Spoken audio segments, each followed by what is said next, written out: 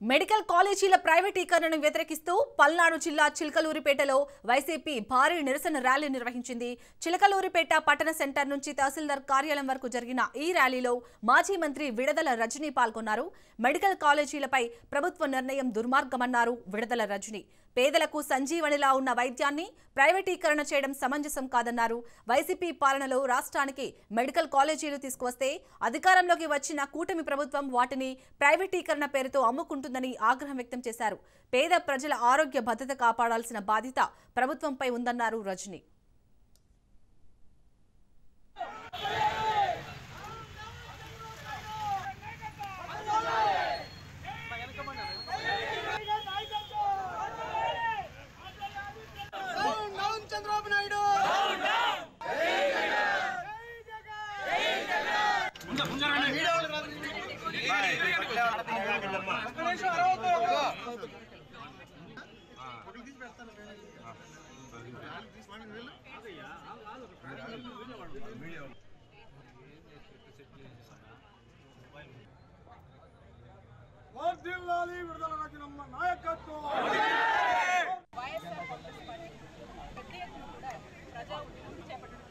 చంద్రబాబు నాయుడు గారు medical college privatisation ఆపివేయాలి. ప్రజలకు అనేక ఆందోళన ఒక బాధకు కారణిస్తూ మరి దీన్ని ఆపివేయాలని చెప్పి అనేక మంది అనేక చోట్ల అనేక సార్లు చెప్తున్నా కూడా ఈ ప్రభుత్వానికి వినపడదు. మరి ప్రజల వాయిస్ ఆఫ్ ద వాయిస్లెస్ గా ఈరోజు వైఎస్ఆర్ కాంగ్రెస్ పార్టీ ఉండి మా నాయకుడు జగన్మోహన్ రెడ్డి గారి పిలుపు మేరకు ప్రజా ఉద్యమం చేపట్టి అందులో ఈ ప్రజా ఉద్యమంలో భాగంగా ఒక రిప్రజెంటేషన్ తీసుకొచ్చి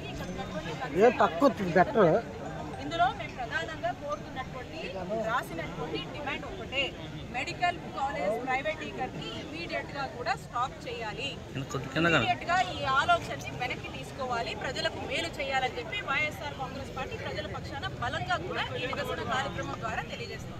ఒక గొప్ప ఆలోచనతో ఆరోగ్య ఆంధ్రప్రదేశ్ దిశగా ఈ రాష్ట్రంలో 17 గవర్నమెంట్ మెడికల్ కాలేజ్ ఉండాలని చెప్పేసి మా నాయకుడు జగన్మోహన్ రెడ్డి గారు 8,500 కోట్లు సుమారు ఖర్చు చేస్తూ మరి ఒక ఆలోచనకి శ్రీకారం చుట్టి అడుగులు వేయడం జరిగింది. దీంట్లో భాగంగా 5 కాలేజీలు మేము ప్రారంభించాము, ఇంకో 2 అందుబాటులోకి తీసుకొచ్చాము. అందులో మీకు తెలుసు పులివెందుల మీద మరి చంద్రబాబు నాయుడు గారికి కూటమి ప్రభుత్వానికి ఒక కక్ష ఉంది. వద్దు వచ్చిన సీట్లు మాకు వద్దని చెప్పి ఎన్ఎంసీకి లేఖ రాసినటువంటి విషయం మీ అందరికీ కూడా తెలిసినటువంటిదే. మరి ఈ 7 కాలేజీలు మేము ఈ విధంగా ఏర్పాటు చేస్తే మరి ఇంకో ఉన్నటువంటి ఆ 10 కాలేజీలకు సంబంధించి పీపీపీ అని చెప్పి ప్రైవేటైజేషన్ అని చెప్పి చంద్రబాబు నాయుడు గారు ఈ కూటమి ప్రభుత్వం